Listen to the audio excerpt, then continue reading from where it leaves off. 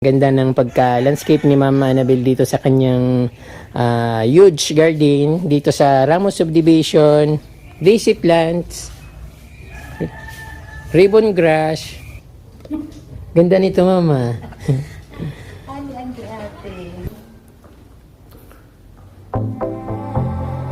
Oh, malinis po, Ma'am, kahit na walang tao, malinis siya. Wow, para ako nasa hotel.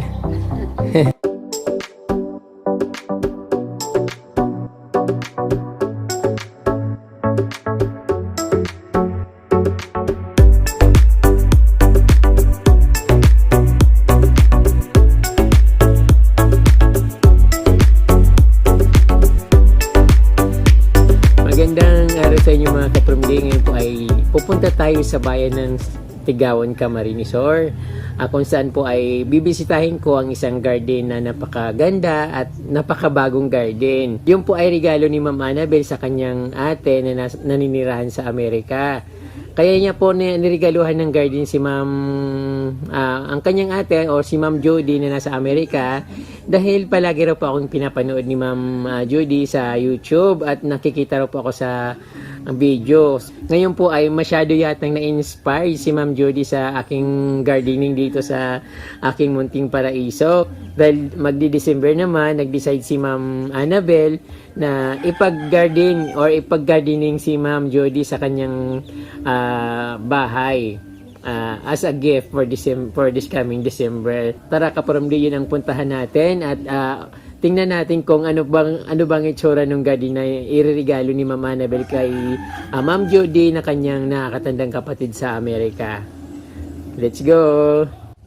So dito ka from sa labas ng garden ni Ma'am Annabel, mayroon silang napakayabong na marigold at mayroon din siyang chichireka na flowering na chichireka dito sa gate. Siyempre agaw pansin yung napakagandang paro-paro sa kanyang gate. So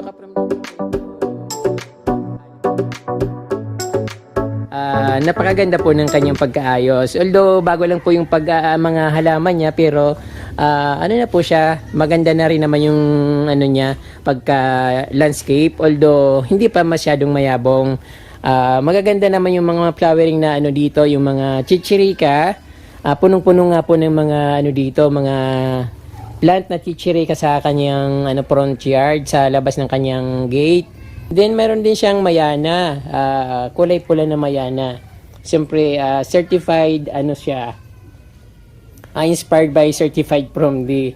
So that time daw from D pumunta sila sa kubo ko at wala naman ako doon, kaya hindi nila ako naabutan. At ayun, nagpicture-picture lang sila sa kubo ko. But ito ngayon nandito naman ako sa kanilang bahay upang ako naman kukuha ng mga video o ng picture. So ayun ka from D, napakaganda ng kanyang mayana, kulay pula siya.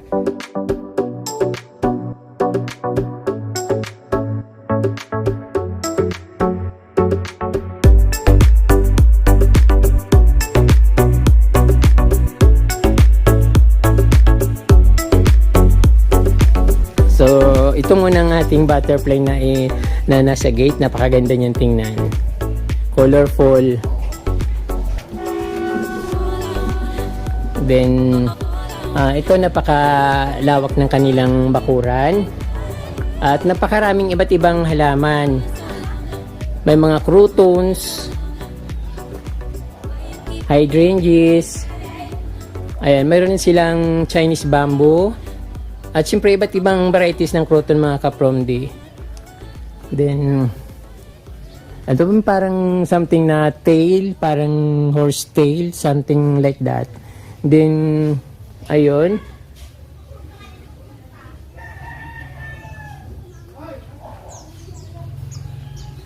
Marami siyang mga collection na orchids. May tiger orchids, may dancing lady, may roses, tapos mga kutsarita sa baba. So ayan ka-from din, napakaganda ng kanyang pagka-landscape. Ang problema lang, hindi pa masyadong lumalago yung kanyang halaman. But once naman lumago ito ka-from din, sobrang ganda nito. Kasi naka-landscape na siya. Maganda na yung pagka-ano niya. Pagka-tanim. Meron din siyang konting mga bromeliads.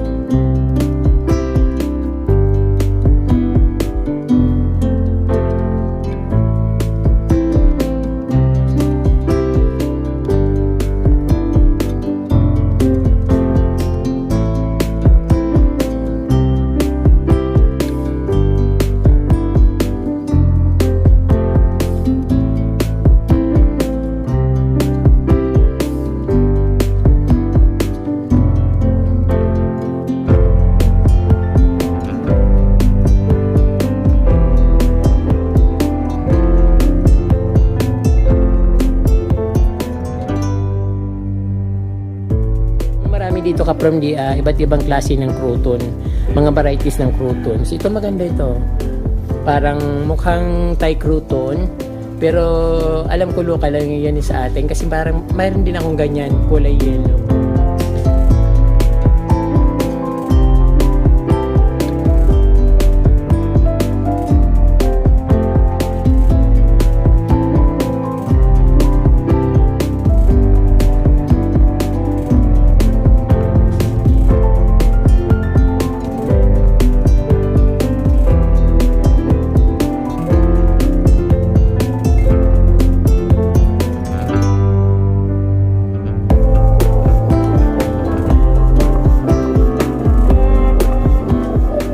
Siguro mga 3 months, sobrang nito, sobrang lago na. Lalo yung dito ka from yung Carabao grass. Ayan, so bagong tanim lang siya. Ay yung kaprom hindi siya Carabao grass, frog grass po 'yan.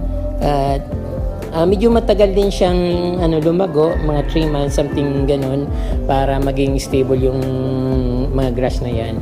But dito kasi sa Bicol magandang weather dito, madalas umulan kaya kosa siyang nadidiligan. Then dito naman sa side view ng kanyang pinakabahay, ang laki ng bahay ni Ma'am dito. Mayroon siyang dito, lily plants. I think kasi parang stargazer ang tawag dito, but yung iba kasi pag sinasabi ko na stargazer, sinasabi sa akin na lily. So, ayun, napakadami niyang lily. Ang flower niya ay kulay pink.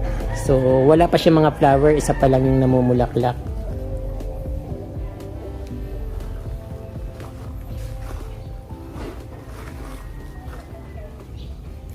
At dito naman kapamilya sa pinaka front yard ng kanyang bahay, mayroon silang bamboo.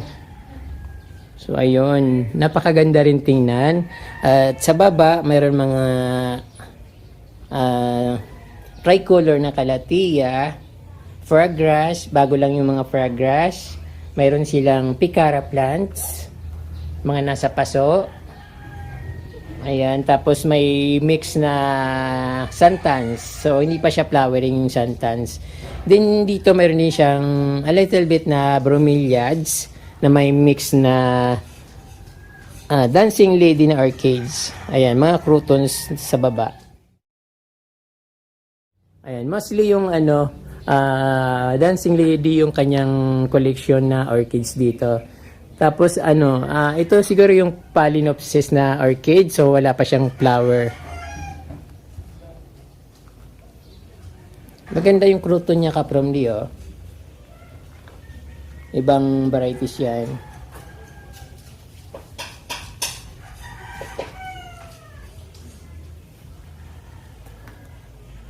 Bird nest. Tapos yung meron akong nakitang crouton dito na iba, yung niya, yung dahon niya, parang pipiromia, yung pipiromia na parang kulay orange, but crouton siya kaprom oh. Ang ganda niya. I think clear ito kaprom magandang klaseng crouton ito. Then ito yung flowering gumamela.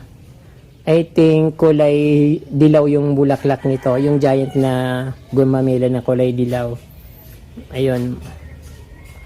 Mostly picara, mayroon siyang kaisa-isang poinsettia na hindi pa siya kulay pula. Ayan, napakadaming halaman dito. Ding orchids, ito naman, orchids dito, parang native ito. Yung 1D lang yung bulaklak niya, din kulay white. At mayroon siyang dragon fruits na ano dito sa puno ng malunggay. Napakalaki niyang kanyang malunggay. Ano dito, nakasabit sa puno ng malunggay yung dragon fruits.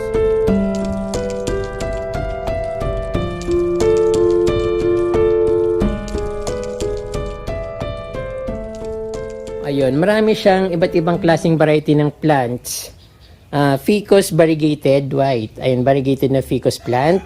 Roses. Tapos meron siyang mga kutsarita na variegated. Mga bromeliads. Kukunti pa lang yung kanyang bromeliads. At kaprom din nakita ko yung kanyang yung gumamela. Napakaganda ng kanyang gumamela. I think rare ito kaprom din. So, yellow na may puti sa gitna. So, hindi masyadong maaraw. So, ito yung pinakakulay niya kaprom di. Napakaganda. At first time ko makakita ng ganitong gumamela. Ayun, ang ganda ng pagka-landscape ni Mama Annabel dito sa kanyang huge garden.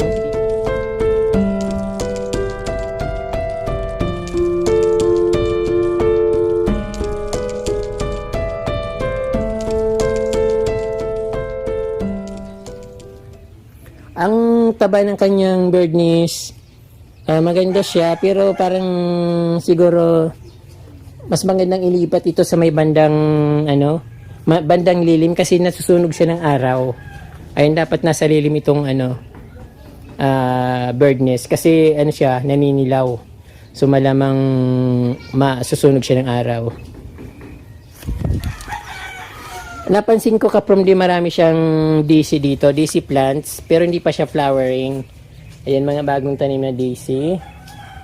Then mayroon siyang dito, grotto. Sa baba ng grotto mayroon siyang gumamela na kulay pula. Ayan, nakikita nyo, napakaganda ng bulaklak. At napaka-cozy ng dating dito. Ayan, parang resort nga ang dating, pero hindi naman siya resort, bahay lang talaga, malaking bahay.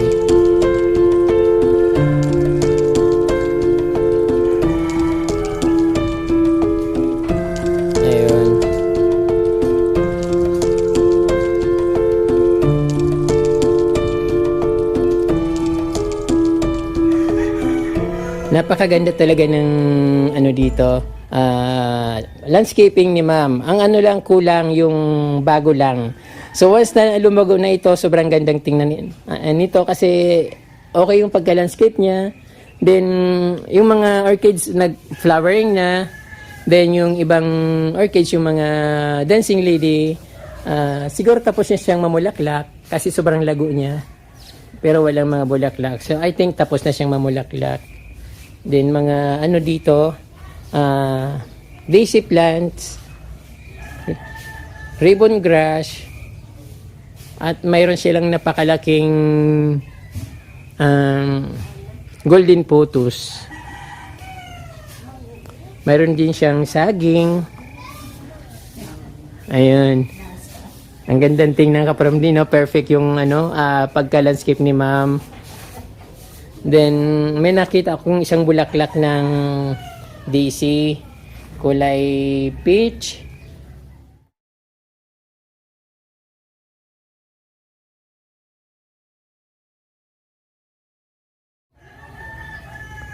Mayroon din siya mga hanging plants dito. Anong plants ba ito? Parang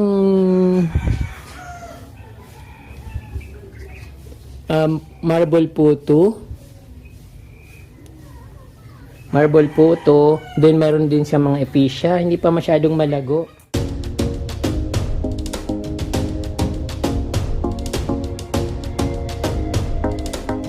Ayun, yung parang pagoda nila dito sa labas, sa gilid ng kanilang bahay, napapaligiran siya ng devil backbone.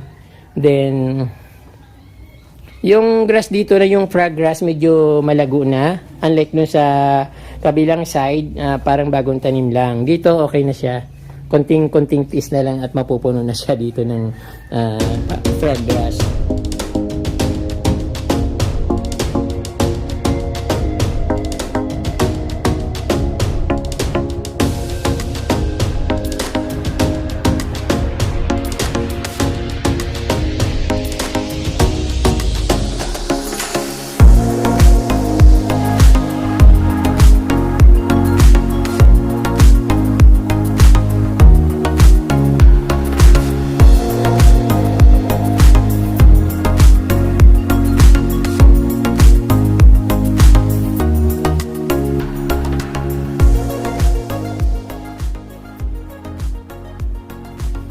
Mayroon din siyang walachi, isang puno ng walachi, saka mga croutons sa baba at mayana.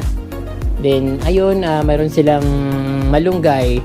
Kaprom di magandang halaman yung malunggay. Parang masayang tingnan.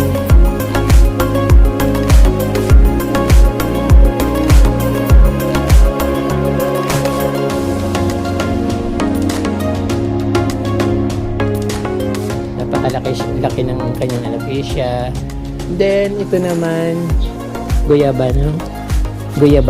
Then meron pa siya mga gabi dito kasama ng mga red na mayana, croutons, may kamuting kahoy.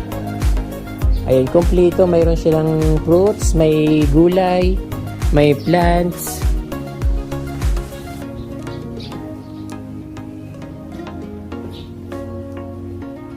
So dito naman mayroon silang mga gabi.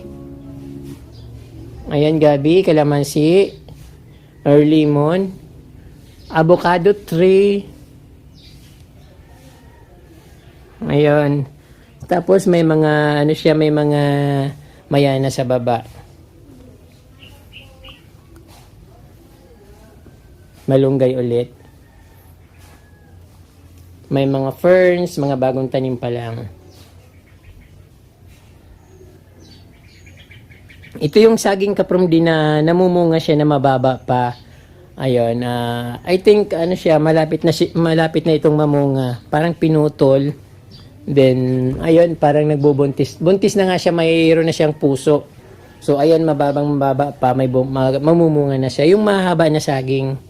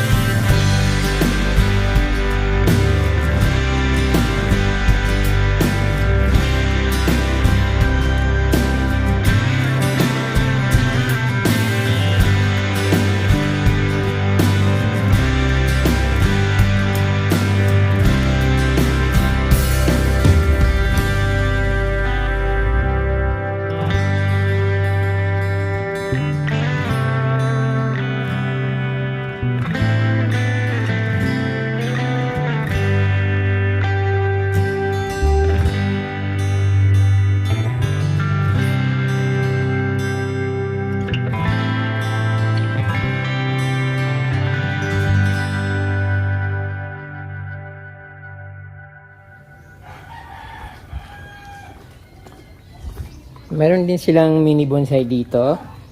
So ito, ayun, tamang-tama yung ano niya. Hindi siya masyadong nababasa. Kasi gusto niya naman medyo dry land. Dry yung soil niya. Then ito, maganda rin ito. Napahaba na ni ma'am. Mini bonsai. Then, ano to? Kakaibang paso to.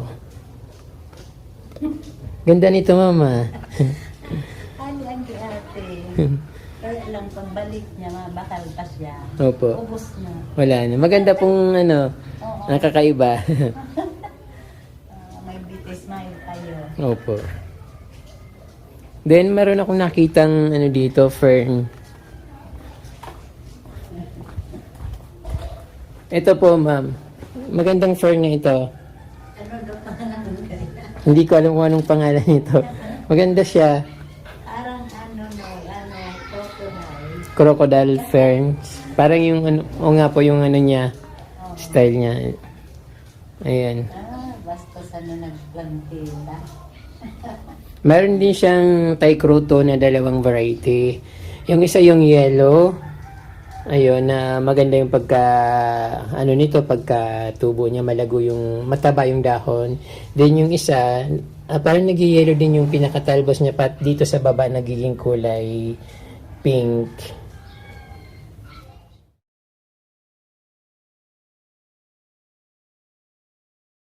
Okay po. Ang caretaker po pala dito ni Ma'am Judy ay si Ma'am Annabel. So kay natin ito kapramdi sa ating YouTube. So ito lagi siyang nagwa-watch. So itutur niya po ako sa kanyang napakagandang bahay, napakalaki. Kaya lang ano, medyo Ma'am, bakit ano po wala pong mga laman yung ano dito bahay niyo? Kasi bihira naman mag-apoy sila sa yung mga furniture, nagkaskarera lang. Opo. So Pagplano sila pa, nandito, nasa lang. i-renovate po. So napakaganda po, Ma'am. Renovate naman ng bubo. Opo.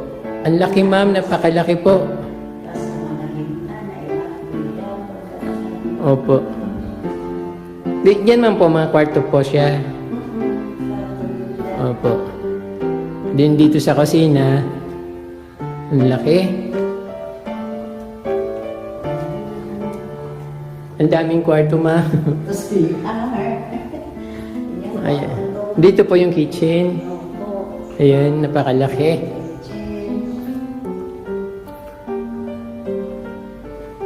Oh, malinis po, ma'am. Kahit na walang tao, malinis siya.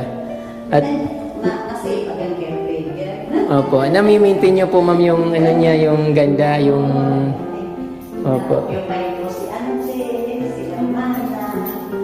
Opo, ang ganda ng cabinet, napakalaki. Ano lang po ito, ma'am? Kukuskusin lang yun ng ano, ng pababarnisan lang po. Opo. Dito, ano to, CR? Kwarto po ba yan? Oo. CR to. Napakaraming kwarto. Aki tayo, ma'am. Ano?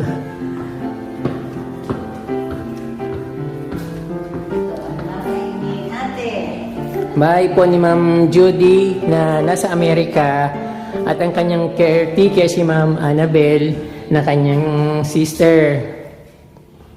Ayan. Ang ganda, ang linis. Kaso lang empty. Wala nang magandang furniture. Opo. Wala talaga. Kasi walang tao.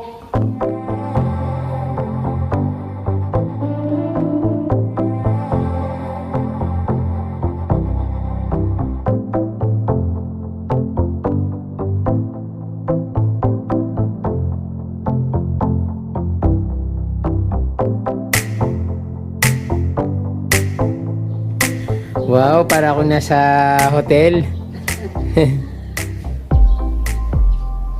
Ang laki ng bahay ni Ma'am Judith dito. So, ma'am, doon po yung sa kabila, yung bahay nyo naman. Ma'am, bahay ni Ma'am Annabel doon sa kabila. Dito naman yung bahay ni Ma'am Judith dito sa ano. Judy, Ma'am, Judy. Ilopre. Ma'am, bahay ni Ma'am Judy Ilopre dito sa ano.